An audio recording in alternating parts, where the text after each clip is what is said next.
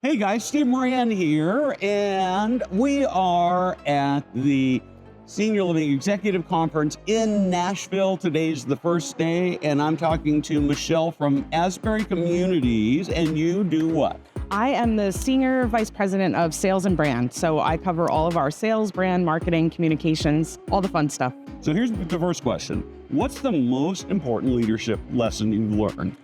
I think for me, the most important leadership lesson that I've learned is that kind is not necessarily nice, and that setting clear expectations and being honest and transparent about what you need is kind, and that doesn't always relegate to being super nice. And it's harder. And it's harder. And it's harder because sometimes you have to say hard truths to people. For sure. But I love that. So what surprised you most about being a leader? I think the thing that's been most surprising for me is that leadership takes more emotional and mental balance than actually doing task-related things. And so sometimes you just really have to take a step back and take care of yourself so that you can give 150% to whatever it is that you're supporting. Yeah, to me, it's like every time I come to a conference like this, I'll sit and I'll have a few conversations with people. And I'm thinking, that shouldn't make me exhausted, but by the end of the day, I'll be beat. Yep. Right? Yep. And it's exactly the same kind of thing. Here's the third question. What does the industry still fundamentally get wrong, and what would fixing it look like? I think the industry fundamentally still treats senior living like it's a healthcare business. And I believe that it's a consumer experience business with a little bit of healthcare wrapped around it. I've never heard it described that way. I really like that because I have this conversation of healthcare or hospitality, and it's clearly not just hospitality. It's so much more than that, but that's a great, great description.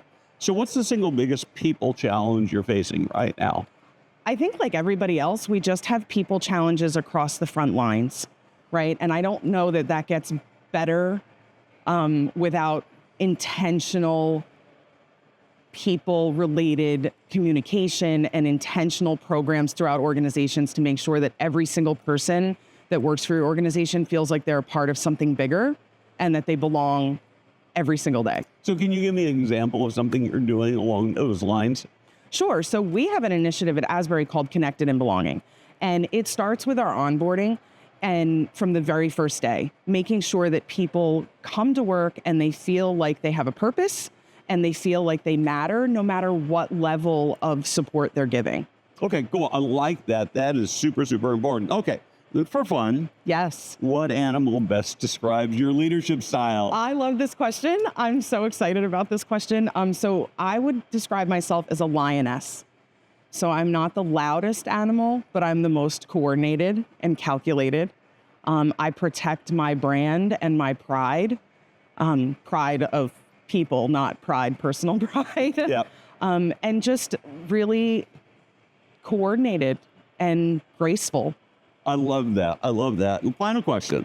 What's one thing you believe about this industry that most people would disagree with?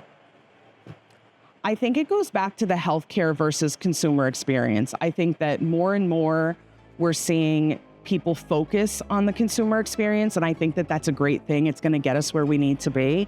I also think that people need to remember that there's plenty of market share for all of us, that although we might compete, there's enough space needed for every single older adult, and there's enough differentiation in our product offerings that we can all secure what we need as a business and still help every older adult possible. Cool. Thank you very much. Awesome. Thank you.